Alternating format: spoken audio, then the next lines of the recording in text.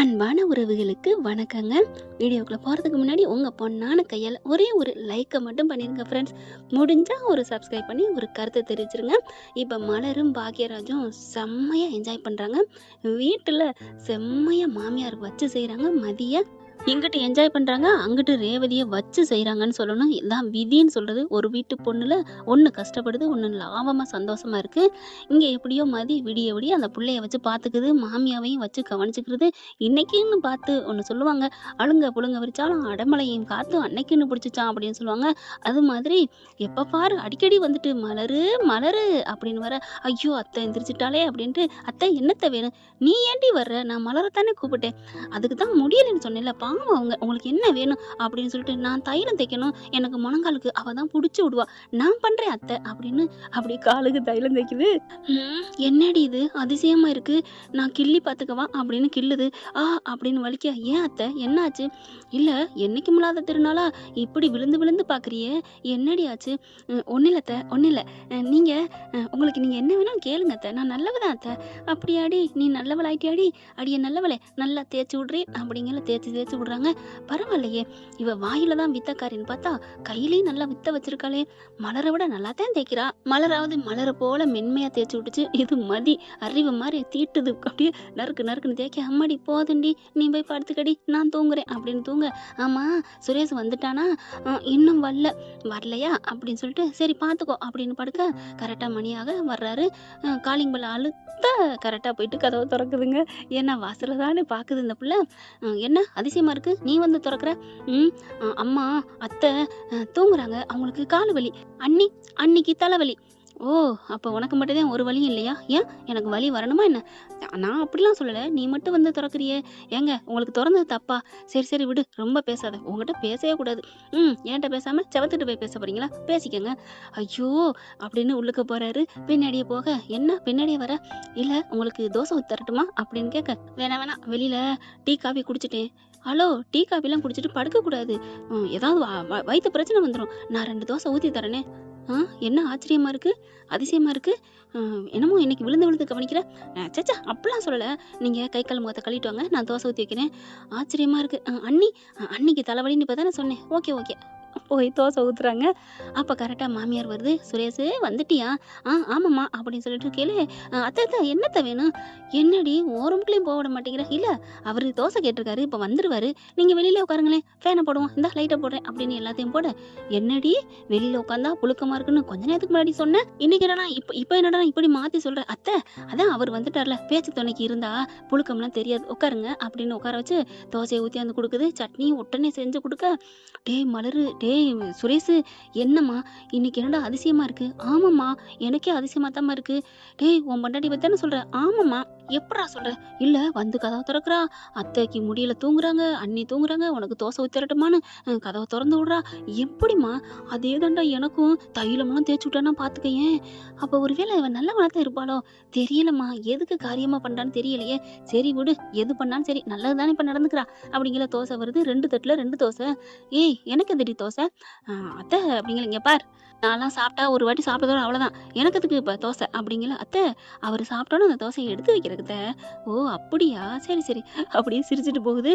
ஏண்டா சிரிச்சுட்டா போனா அவன் பொண்டாட்டி, ஆமாம்மா இப்போ என்ன நான் ஜோக்கு சொல்லிவிட்டேன்னு சிரிக்கிறா, அட அதை விடுங்கம்மா, சட்னி நல்லா வச்சிருக்கிறா அப்படின்னு நல்லா சாப்பிடுதுங்க. ஏண்டா நிஜமா சட்னி நல்லா இருக்கா, ஆமாம்மா நீங்கள் வேணா சாப்பிட்டு பாருங்களேன், நிஜமாவா, வேணாண்டா அம்மா சாப்பிடுங்கம்மா, சரி சுரேஷ் நீ சொன்னேன்னு சாப்பிட்றேன் அப்படின்னு வாயில் வைக்க அப்படின்னு வருது இன்னொரு தோசையை கொண்டுட்டு, ஐயோ பார்த்துட்டாலே, சரி பார்த்துட்டு போறா, ஏன் மட்டும் தோசை திங்கிறதுக்கு இவளுக்கு ஏன் பயப்படணும் அப்படின்னு திங்க, அத்தை இன்னொரு தோசை போதும், ஏய் எனக்கு தான் போதும் இல்லை அப்புறம் எதுக்கு, அத்தை தான் தோசையை வாங்கிட்டாங்களே அதனால தான் உங்களுக்கு, அத்தை தோசை வாங்கிட்டான்னு உனக்கு எப்படி தெரியும், நல்லா இருக்கு சட்னி அப்படின்னு நீங்கள் சொன்னீங்கல்ல, அப்போவே எனக்கு தெரிஞ்சிருச்சு அத்தை வாங்கிப்பாங்கன்னு. ஓ, என் மனசை அந்தளவுக்கு நீ புரிஞ்சுக்கிட்டியோ, ஆமாத்த சாப்பிடுங்க, இந்தாங்க இன்னொரு தோசை அப்படின்னு சொல்லிட்டு வைக்க, டேய் உண்மையிலே நான் காங்கிறது கனவா நினைவாடா, உன் பொண்டாட்டி இவ்வளோ பாசமாக நடந்துக்கிறாளடா, எனக்கு ரொம்ப சந்தோஷமா இருக்குது அப்படிங்கிறாங்க. அதுக்கப்புறம் சாப்பிட்டுட்டு போயிடறாங்களா. இங்கே சுரேஷ் வந்துடுறாரு, வேறு ஏதாவது வேணுமா, பால் கொண்டாரவா, என்னடி நீ இந்த உலகத்துல தான் இருக்கியாடா சுரேஷு அப்படின்னு நினைக்க, ஒன்றும் இல்லை அப்படின்ட்டு, ஆமாம் பாப்பா ஏன் எங்கே படுத்திருக்கா? அப்பாடா நல்ல வேலை இப்போ கேட்டாரு, அப்போவே கேட்டிருந்தா மாமியாக்காரி ஆடி இருப்பாளே அப்படின்ட்டு, ஒன்றும் இல்லை தலைவலிக்குதுல பாப்பா முழுங்கிக்கிட்டே கிடந்தா, அதனால தான் நான் தூக்கிட்டு வந்துட்டேன். ஓ இந்த அளவுக்கு நீ நல்லவளாயிட்டியா? ஏன் நான் எப்போவுமே நல்லவ தான் அப்படின்னு சொல்லிட்டு 2 பேரும் தூங்கி போகிறாங்க. இங்கே மதிக்கு மட்டும் இருப்பு கொள்ளலை. ஐயோ சீக்கிரம் வந்துடணும், விடியற்குள்ளே வந்துடணும் அப்படின்னு பார்த்தா இதுங்க நல்லா என்ஜாய் பண்ணிட்டு கரெக்டாக விடிய வருதுங்க. இது காலங்காத்தால எந்திரிச்சிட்டு மலரு மலருன்னு வர மதி ரொம்ப நேரம் முழிச்சிருந்ததுனால தூங்கிருது. ரூமை போய் பார்த்தா காணோம். டேய் எங்கடா எங்கடா டேய் எங்கடா மலர் எங்கானோ பாக்கியராஜ் எங்கானோ, அடே சுரேஷ் சுரேஷன் கத்த 2 பேரும் வாரி சுருட்டு எந்திரிக்கிறாங்க. ஐயோ எந்திரிச்சிட்டாங்களே இன்னும் வரலையா? டேய் என்னடா புள்ள இங்கே தூங்குறா அப்படிங்க. ஒன்றும் இல்லை அத்தை, அவங்க உள்ளுக்கு இல்லையா வெளில போயிட்டாங்க அத்தை அப்படிங்கல. வெளியிலையா எதுக்கு போகணும் அப்படின்னு சொல்ல கரெக்டாக அவங்க வராங்க. ஐயோ வராங்களே இப்போ என்ன பண்ணுறது? இப்படி டக்குன்னு மலர்கிட்ட மாமியாக்காரி போய் பேச்சு கொடுக்க சுரேஷும் போக, ஆமாம் எங்கே போயிருந்தீங்க? நாங்களா அப்படிங்கல. இப்படி கையை தொட்டு காமிக்குது மலரு. மதி அக்கா முடியல ஊசி போட அப்படின்னு சொல்ல, என்னடி அங்கே பார்க்குற அப்படின்னு திரும்ப டக்குன்னு மதி வேற பக்கத்து பார்த்துக்கிறதா. இவ என்ன நான் கேட்டா அங்கிட்டு பார்க்குறா. ஏய் மலரு எங்கடி போயிட்டு வரீங்க? ட்ரெஸ் எல்லாம் சூப்பராக இருக்கு. ஐயோ அத்தை இது பழைய சுடிதார் தான் அத்தை. சரி எங்கே போயிட்டு வந்தீங்க? நைட்டு பூரா இங்கே தான் இருந்தீங்களா இல்லை? ஐயோ அத்தை அவள் தலைவலின்னு சொன்னாங்கல்ல மலரக்கா, அதுக்கு வேணா ஆஸ்பத்திரி போயிருப்பாங்க. எனக்கா ஆஸ்பத்திரி போனீங்களா? கிட்டக்க இருக்க டாக்டர் போனீங்களா? ரொம்ப தூரத்தில் இருக்க டாக்டர் போனீங்களா? இப்போ 1/2 மணி நேரத்துக்கு முன்னாடி போனீங்களே நீங்க தானே, என்கிட்ட கூட சொல்லிட்டு இருந்தீங்களே. ஏய் நீ அடங்கடி, நீ சொல்லு மலரு. பாக்கிற சொல்றா எங்கடா போனீங்க? ஆமா ஹிண்டு கொடுத்துட்டாங்க இல்லையா மதி. ஆமாத்த தலைவலி தாங்க முடியல, தலையில நெத்திய கையை வச்சிருது, ரொம்ப தலைவலித்த. அதனாலதான் இவரு வா பக்கத்துல போய் காமிச்சிட்டு வந்துலான்னு.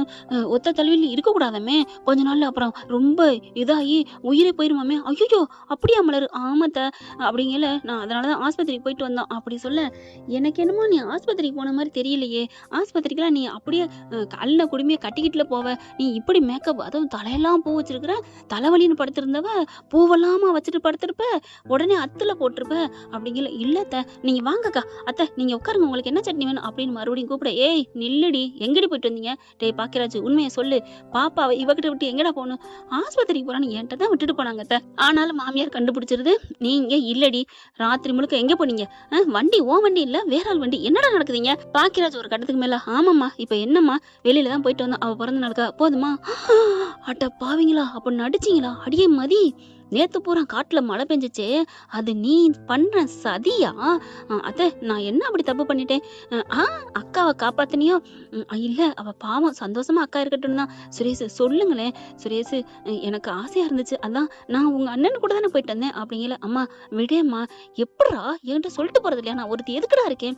இல்லாத நீங்க தூங்கிட்டீங்க, நான் ஆசையை சொன்னேன், தேடி என்ன கூட்டிட்டு போயிட்டாரு, என் கூட தானம்மா வந்தா அப்படின்னு பாக்கியராஜ் எடுத்து பேச. ஓ எடுத்து பேசுற அளவுக்கு வந்துட்டீங்கல்ல, இனிமே இந்த வீட்டுல நீங்க இருக்கணும் அவசியம் இல்லை. உடனே அவங்க புருஷங்காரன் வந்துடுறாரு. 2 பேரும் சேர்ந்து பேச, ஐயோ அம்மா என்னம்மா இதுக்காலம் போன்னு சொல்றீங்க, என்னம்மா தப்பு இதுல இருக்கு? ஒரு பொண்ணு வீட்டை விட்டு வீட்டுல சொல்லிக்காம போவீங்க பாப்பியா? இதெல்லாம் எந்த ஒரு பழக்கம்? எங்க வீட்டு பிள்ளைலாம் அப்படி இருந்தது இல்ல. இவனு கத்த கரெக்டா அங்க காலையில கதவை திறந்துடுறாங்க. இந்த பிள்ளை மயங்கி கிடக்கு. ஏய் வாடி வெளில அப்படின்னு தங்கராஜ் கூப்பிட, மெல்ல மெல்ல எந்திரிச்சு வந்து சோபால உட்காருது. இங்க பார் இதுதான் கடைசி தரம், இனிமே இந்த மாதிரி போவியா அப்படிங்கிற அதிலே பேசல. மன்னிப்பு கேள்றி. நான் ஏன் மன்னிப்பு கேட்கணும்? நான் எங்க அம்மா வீட்டுக்கு தானே போனேன். ஓ இந்த அளவுக்கு திமிரு வச்சு போச்சா? டேய் போன போடுறா. உடனே போன போடுறாங்க. இங்க மாமியாக்காரி, என்ன மாப்பிள்ள காலையில் அடிக்கிறாரு, போன அட்டன் பண்ணி என்னங்க மாப்பிள்ள அப்படிங்கிற. ஆத்தாக்காரி தாங்க பேசுது. தங்கராஜ் ஆத்தா, என்ன நான் தான் பேசுறேன். சம்மந்தி சொல்லுங்க அப்படின்னு சொல்ல, இருடி உனக்கு வச்சுக்கிறேன் அப்படின்னு மலர சொல்லிவிட்டு, சொல்லுங்க சம்மந்தி, என்ன சொல்லுங்க சம்மந்தி, புள்ளைய வளர்த்து வச்சிருக்க அப்படியே ஸ்பீக்கர்ல வர போட்டுருதா. என்ன சம்மந்தி அப்படியே எல்லாத்தையும் பார்க்க, உன் பொம்பளை பிள்ளை லட்சணத்தை தான் சொல்றேன், என் பிள்ளை என்ன பண்ணா ஒன்றும் செய்ய மாட்டாளே அப்படிங்கல. வீட்டுக்கு சொல்லாம எல்லா காரியமும் செய்யணும்னு சொல்லியிருக்கியா? நான் ஒன்றும் சொல்லதில்லையே, சொல்லிட்டு தான் செய்யணும்னு சொல்லியிருக்கேன். சொல்லாம ஒரு காரியம் பண்ணியிருக்கா தெரியுமா? என்ன பண்ணா? உன் வீட்டுக்கு நேற்று வந்தாலே எனக்கு தெரியாம என் பிள்ளைக்கு தெரியாம வந்திருக்கா, அது தெரியுமா? என்ன பிள்ளைய லட்சணமா வளர்த்து வச்சிருக்க? இப்படிதான் ஒரு பொம்பளை பிள்ளை வீட்டுக்கு தெரியாம வெளில போயிட்டு வருவாளா, ஊரை சுத்திட்டு வருவாளா? என்னை பொறுத்த வரைக்கும் அப்படின்னு சொல்ல ஆடி போறாங்க. அப்படியே மலருக்கு சிரிப்பு வருது. மதி அதை விட சிரிச்சிருது. ஏய் எதுக்கடி சிரிக்கிற? ஒன்னும் இல்லத்த ஒன்னும் இல்ல, யூ ப்ரொசீட். நீங்க பாருங்க, உன் பிள்ளைக்கு நைட்டு ஃபுல்லா விடிய தண்டனை கொடுத்துதான் வச்சிருந்தேன், அதை உங்ககிட்ட கூட சொல்ல வருவா. அனுப்பி வைக்கிறேன், உன் வீட்டுல இருக்கட்டும், 1 மாசம் கழிச்சு புத்தி தெளிஞ்சு என்கிட்ட மன்னிப்பு கேட்டா அனுப்பி வை. ஏன்னா மன்னிப்பு கேட்க மாட்டாளாம். ஆனா, இங்க மலரும், மதி எல்லாருமே மன்னிப்பு கேட்குறாங்க. ஆனா, மன்னிக்க மாட்டேங்குது இங்க. அதுக்கப்புறம் ஃபோன வச்சுடுறாங்களா, அப்ப பார்க்குறாங்க பாக்கியராஜ். "பாத்தியாம்மா, உன் வீட்டு பொண்ண மட்டும் அடுத்தவ கொடுமைப்படுத்துறான்னு உன் வயிறு எரியுதா? ஆனா மன்னிப்பு கேட்கல. நீ எவ்வளோ தான் பேசுறாங்க. ஆனா என் பொண்டாட்டி உன்கிட்ட மன்னிப்பு கேட்டாம்மா. அப்படின்னு உனக்கு மனசு மாறலம்மா. அடுத்த வீட்டு பொண்ண பொண்ணா நினைங்க. அப்பதான் தான் வீட்டு பொண்ணு அடுத்த வீட்ல நல்லா இருக்க முடியும்.